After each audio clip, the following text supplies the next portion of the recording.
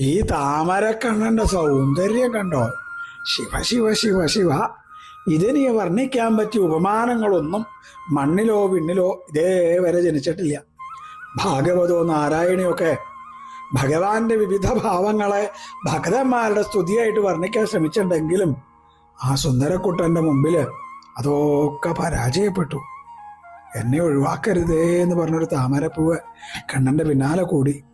ആരുടെയെങ്കിലും സങ്കടം കണ്ടാൽ വല്ലാണ്ട് വിഷമാവണ ആളാണ് കണ്ണൻ. ആ താമരപ്പൂവിനെ കണ്ണൻ നിങ്ങളുടെ ഏറ്റെടുത്തു. അപ്പൊ എന്തായി എന്നല്ലേ? മുഖാരവിന്ദം, പദാരവിന്ദം, നയനാരവിന്ദം എന്നൊക്കെ പിന്നെ പിന്നെ പിന്നെ ആളുകൾ പാടാൻ തുടങ്ങി. താമരപ്പൂ പോലുള്ള കണ്ണാണ് കണ്ണന്റെ. കണ്ണന്റെ മുഖം കണ്ടാ താമരപ്പൂവാണ്, കാല് കണ്ടാ താമരപ്പൂവാണ്. ആ കളിത്താമരയെ ഭഗവാൻ കയ്യിൽ സൂക്ഷിച്ചു.